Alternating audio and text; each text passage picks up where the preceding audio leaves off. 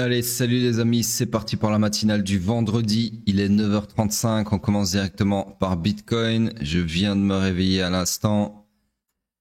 Donc, structure swing toujours haussière, structure interne toujours baissière, order flow toujours haussier ici. Donc, toujours pas de POI à long, d'accord, on cherche toujours des longs, mais il n'y a rien à long malheureusement. Donc, c'est ce qu'on appelle une structure morte. Et on passe directement sur le H4. Sur le H4, on va regarder. Attendez, je vais juste enlever ceci. Hop. Donc, sur le H4, nous sommes toujours dans une structure swing baissière, structure interne. Ça va regarder, toujours haussière du coup. Order flow retourné à la baisse une fois de plus. Donc, il a invalidé mon scénario haussier, d'accord. Ce scénario, pourquoi est-ce que le scénario, ouais, attendez, laissez-moi regarder, je comprends pas pourquoi mon scénario était comme ça. J'avais pas tracé ça moi. Ouais, mon POI a été déplacé parce que là il y a rien, il y a pas de POI, donc je sais pas ce qui s'est passé. Mais en gros le POI il était là. J'ai dû faire une fausse manip avec la souris quand j'ai effacé le truc juste avant. Donc en gros voilà, ça c'était le scénario que j'avais tracé hier, d'accord. Donc scénario invalidé parce que l'order flow s'est retourné à la baisse et a transpercé mon POI ici présent, d'accord. Donc pour le moment, petite seconde, hein. Désolé, ma femme m'appelait et me demandait un truc. Donc du coup retour sur order flow baissier, ce qui nous remet dans le high pullback, d'accord, qui peut aller maximum jusqu'au low protégé du swing pullback, ok. Donc on cherche des shorts, mais comme sur le daily, malheureusement, il n'y a absolument aucun POI dans ce price action pour chercher des shorts. Du coup, nous sommes ici aussi dans une structure morte. Donc en daily, on cherche des longs, mais il n'y a rien à long, et en H4, on cherche des shorts, mais il n'y a rien à short, d'accord. Donc voilà, pour le moment, rien de plus à dire. Alors ici, quelque chose qu'on peut remarquer, que je vais pas tracer, mais que je vous montre, POI H4, voilà.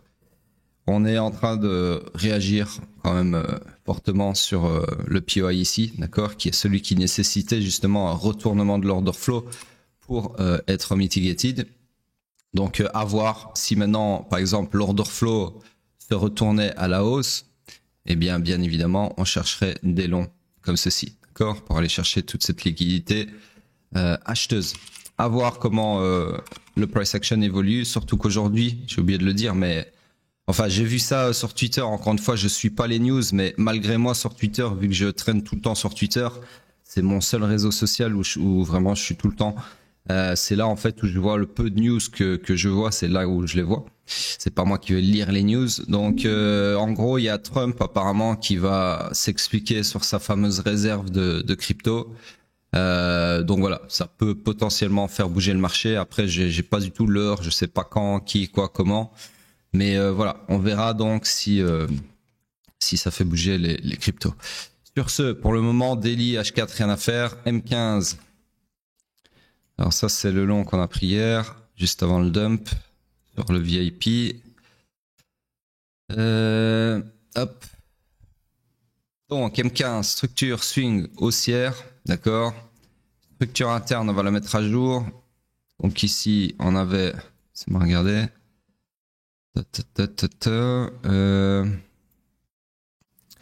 Ouais, donc ici on avait perpétué la structure interne à la hausse, comme ceci. Oups, IBOS. Comme ceci. Ensuite, elle s'est retournée à la baisse ici, perpétuée à la baisse. Alors ici, laissez-moi voir. Parce que, hop, voilà. Comme ceci, puis perpétuée à la baisse comme ceci, et puis encore perpétuée à la baisse comme ceci. Donc nous sommes donc dans une structure interne présentement baissière. L'order flow, il est où l'order flow? Il est là au-dessus, donc le petit triangle. Donc order flow baissier du coup. Du coup nous sommes dans le iron initial, d'accord, du, c'est bon, regardez, tac tac tac, ouais, du swing pullback. Donc en gros ici on a un swing pullback en deux temps, au lieu d'avoir ça, on a ça, retracement et re-swing pullback pour le moment du moins, d'accord? Donc voilà pour le moment pour le M15, ce qui nous met donc order flow baissier, on cherche des shorts, et ici vous voyez qu'il y a un très beau POI pour shorter justement. Donc là tout de suite maintenant le scénario le plus HP ça serait ceci, d'accord? Mitigation du POI ici pour ensuite aller récupérer toute la liquidité là et potentiellement faire un nouveau lot dans la demande H4 pour ensuite pourquoi pas faire un retournement d'order flow à la hausse sur le H4 et partir à la hausse, d'accord? Donc ce qui serait pas mal, je dis ça comme ça, hein, mais ce qui serait pas mal c'est que pendant la session de Londres qui va commencer là dans 20 minutes, on ait un truc comme ça, ouverture bullish, on se fait stopper par le supply M15 ici, gros dump pour aller chercher toute la liquidité là, remitigation de la demande H4, on range un peu jusqu'à New York et puis à New York, comme par hasard, une petite pichenette ici et puis boum, on part sur une annonce méga bullish de Trump par exemple. Hein, j'ai pas dit que c'est ce qui va se passer. Voilà, c'est ce que potentiellement avec ce que je vois de la journée et du price action, ce qui pourrait éventuellement se passer, d'accord? Bref, sur ce, c'est tout pour Bitcoin. On passe sur le pétrole. Alors aujourd'hui, il faut pas que j'oublie parce que ça fait 2 jours que vous me demandez hype et j'oublie à chaque fois. Je me perds dans mes raisonnements analytiques sur les autres paires et j'oublie complètement de vous faire hype. Donc là, on va faire le pétrole vite fait et puis je vais faire hype direct comme ça, j'oublie pas. Donc sur le pétrole, de toute façon, pas grand chose à dire. Juste effacer ceci qui n'appartient pas au daily, voilà. Donc toujours dans mon scénario qui s'est réalisé au final. Ouais, il s'est réalisé depuis un petit moment. Ouais, ok, je me souviens maintenant. Il s'est réalisé, mais je vous avais dit qu'on pouvait le réexploiter une deuxième fois hier, si on avait un truc comme ça. Pour la simple et bonne raison qu'on est toujours bearish sur l'order flow. Et du coup, ça serait la même target si le supply ici, qui est unmitigated, était tapé. D'accord? Donc voilà, ça change pas. Toujours le même scénario qui pourrait se reproduire. Et on passe sur le H4. Sur le H4, toujours dans une structure swing haussière, structure interne, laissez-moi zoomer ça. Alors d'abord, je vais cacher ceci qui n'appartient pas au H4. Hop, voilà. Donc, mon scénario ici, j'ai bien l'impression que oui, il vient de se faire invalider. Attendez, on va voir avec précision.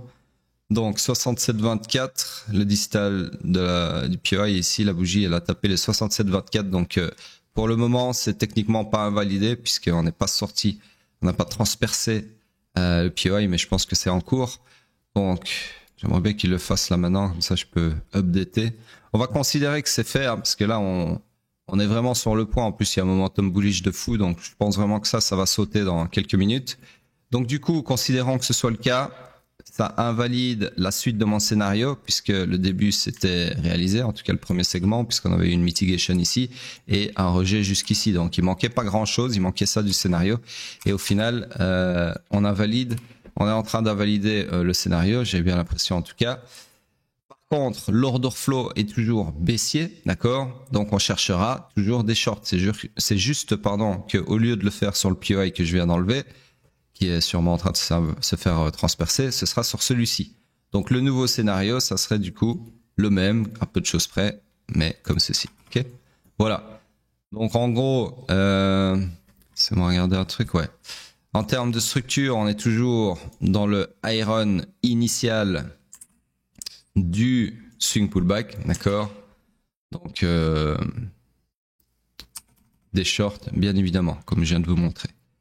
Voilà, allez, on passe sur le M15. Je regardais juste si c'est invalidé. Non, toujours pas. On reviendra voir après, juste par curiosité, mais je pense que ça va l'être. Structure swing, toujours baissière sur le M15. Structure interne, laissez-moi regarder. Donc ici, on a eu une perpétuation tant bien que mal à la hausse. Donc ceci devient un IBOS M15. Ouais, c'est ça. Donc, ça nous met, laissez-moi regarder, dans le iron initial du swing pullback, d'accord? Donc on continue de chercher des longs sur le M15. Ici, on a l'embarras du choix en termes de POI. Le plus proche du price action, alors soit dans 13 minutes, on aura celui-ci, si on clôture comme ça, d'accord? Mais pour le moment, il n'est pas confirmé, donc je vais prendre celui qu'il est, c'est-à-dire celui-ci, d'accord? Donc là, tout de suite maintenant, sur le M15, vous pourriez chercher des longs comme ça, mais ça nécessite un retournement de l'order flow ici à la baisse. Donc c'est pas un scénario très HP. High probability, haute probabilité en français. Voilà donc pour le pétrole. Et avant que j'oublie, encore une fois, on passe sur notre ami Hype qui est où? Qui est ici. Hop. Donc, le petit Hypounet. Qu'est-ce qui branle? Sur Hype, donc toujours, alors mon scénario bien évidemment s'est réalisé, ça je l'avais déjà noté sur Twitter, donc on a clairement pulvérisé ma target qui était la demande ici et récupéré toute la liquidité vendeuse qui était ici. Donc ça c'est invalidé, le scénario est réalisé, hop. Toujours sur un order flow baissier. Donc là, déjà, première chose, c'est il n'y a toujours pas de long à chercher. Et c'est arrêter d'essayer de rattraper un couteau qui tombe. Je vous l'ai dit, hein, je vous l'ai dit et je vous le dis tout le temps. En gros, c'est pas compliqué, les amis. Hein. Une fois que vous savez lire l'order flow, vous arrêterez de rattraper des couteaux qui tombent. Donc ici, depuis les 22.11. Donc 22.11, c'est vachement haut, ok, par rapport au prix là, fond de cuve qu'on a, des 14,65 qu'on a tapé. C'est-à-dire que là, vous pouvez vous dire que 99,9% de Twitter était en train d'essayer de choper un bottom. Et en particulier ici, en se disant bougie de rachat, machin, que nenni, que dalle, d'accord? Donc tous les mecs, imaginez, tous les mecs déjà qui étaient en PLS parce qu'ils ont racheté, je sais pas moi, quelque part ici, hein, quand l'order flow était toujours haussier. Donc tous les mecs qui ont racheté là, qu'est-ce qu'ils ont fait ces gogoles? Vous pensez qu'ils ont fait quoi là, tous vos influenceurs à 2 balles? Bah ils ont racheté ici en se disant ça y est, reprise du bull run parce qu'il y avait une jambe de hausse ici qui n'était autre qu'un grappe de liquidité au final. Mais ça bon, personne ne le savait, mais bref, soyez sûr que déjà ils ont tous racheté ou renforcé leur bague ici. Et quand l'order flow est passé baissier, qu'est-ce qu'ils ont fait dans toute cette zone-là? Vous pensez qu'ils ont fait quoi? Bah, le fameux DCA de Google. Donc là, ils ont tous DCA, DCA, DCA en espérant choper le bottom. Ils sont tous en PLS au bout de leur vie, en train de parler de suicide et des meilleurs. Et j'en passe des meilleurs plutôt. Alors que l'order flow est baissier, ça n'a aucun sens, d'accord? Donc arrêtez de suivre ces mongols qui savent même pas lire un order flow proprement, ok? Et donc en gros, depuis les 22.11, il y a absolument aucune raison de racheter ces hype, d'accord? À moins que vous soyez un investisseur qui fait du long terme sur 4-5 ans et qui veut absolument faire du DCA, oui, si vous voulez. Mais bon, ici on parle de trading, hein, c'est pas vraiment des matinales destinées à autre chose. Donc l'investissement c'est bien, mais ça ne me concerne pas. Donc sur ce, tant qu'on n'aura pas d'order flow haussier, il n'y a aucune raison de long ou de racheter vos hype, d'accord? Ou de renforcer vos bagues ou autres foutaises qu'on peut lire sur Twitter jour après jour. Les mecs qui renforcent leurs bagues et qui font du DCA, c'est des comment un peu ça? Des traders déchus, d'accord? Donc c'est des gens qui croient dans leur tête qu'ils sont traders, mais quand ça va pas dans leur sens, tout d'un coup, ah mais ouais, mais moi je fais du DCA. Ah ok, ça va, excuse-nous. Donc en gros, voilà, il n'y a pas lieu de long. Le seul endroit, pardon, où éventuellement, voilà, éventuellement vous pourriez chercher des longs. Et je sais même pas pourquoi je vous parle de ça, parce que là l'order flow est baissier, je devrais vous parler de short, d'accord? Mais je sais pertinemment que dans cette audience, il y a des gens qui sont permaboulistes. Paix à votre âme. Ben voilà, si vraiment vous voulez commencer à chercher des longs, c'est en 12 et 14 grosso modo, d'accord? Vous avez les prix là en bleu. Donc voilà, pour le moment il n'y a pas de long. Si je vous fais une analyse, comment dire, carrée de hype, eh bien c'est tout simplement. Alors laissez-moi juste regarder le plus haut, il est où? 98. Et là c'est. Ouais, c'est ça. Donc mon plus haut il est là. Et l'autre bougie là. Donc voilà. Ici, je vais un peu allonger, agrandir plutôt comme ceci. Voilà, le seul scénario là, si vous voulez trader hype absolument, ça serait ça. Jusqu'au prochain POI. Donc, grosso modo, quelque part là. Ok, donc celui que je vous ai tracé juste avant, qui n'est autre que la demande ici, d'accord? Donc là, voilà, c'est le seul truc que je peux vous dire sur Hype, c'est chercher des shorts comme ça. Il n'y a rien d'autre à faire. Il n'y a rien d'autre à faire, ok? Voilà. Sur ce, on passe sur Bitcoin en weekly.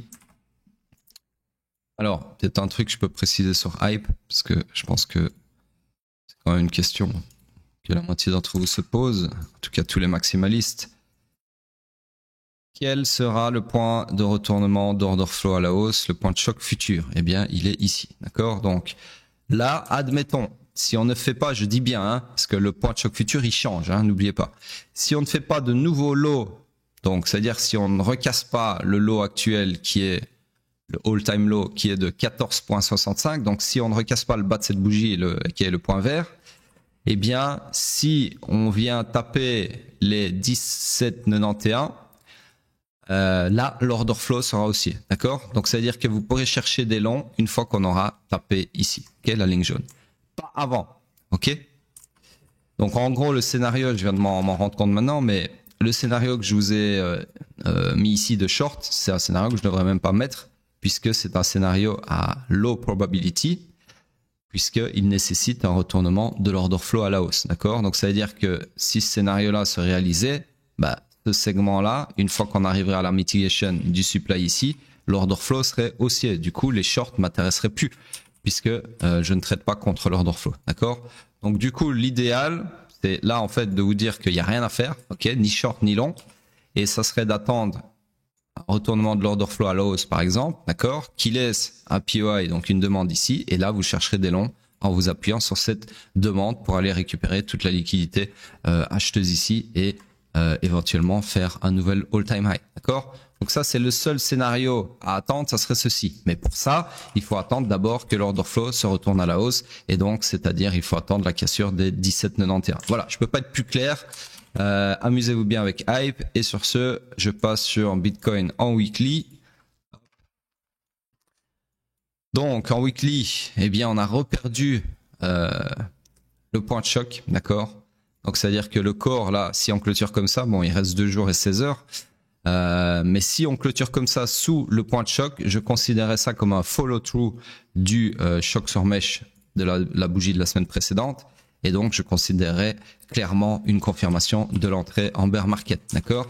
Donc voilà, j'attends vraiment cette clôture avec impatience parce qu'elle va me dire, à mon avis, j'espère, si oui ou non on est vraiment dans ce scénario ici où le scénario, il n'y a plus le choc, mais en gros de bear market ici, d'accord? Espérons que cette bougie là soit beaucoup plus parlante. Donc ce que j'aimerais bien idéalement, c'est soit une bougie dégueulasse qui nous fait un corps plein avec un gros momentum bearish, ou soit une bougie comme la semaine passée qui nous fait un momentum haussier avec un petit corps, donc une bougie marteau, et donc un momentum bien bullish. Et là, je pourrais confirmer si oui ou non on est dans les deux scénarios que je viens de vous montrer juste avant. Mais bon, tant que l'order flow ne se retourne pas à la hausse, je ne vous dirai pas qu'on est de retour en bull market. Ça, je peux pas. C'est contre mes analyses, d'accord? J'allais dire contre ma religion, mais presque, ok? Donc en gros, tant qu'on ne reprend pas les 99 574, vous m'entendrez pas dire retour en bull market, ok? Tant que l'order flow reste baissier, pour moi, on est en bear market jusqu'à preuve du contraire. Le seul truc qui me fait un peu douter quant à ce bear market, c'est l'apparence des bougies ici qui est vachement bullish puisqu'elles sont vachement rachetées. Voilà, c'est tout ce que je peux vous dire, rien de plus que ça. Vite fait la dominance, mais je crois que la dominance, je vais commencer à arrêter de la regarder parce que ça se passe pas grand-chose. C'est du surplace. Voilà, sur ce, je m'arrête là et je vous dis à plus tard. N'oubliez pas de lâcher vos petits commentaires, ça fait toujours plaisir.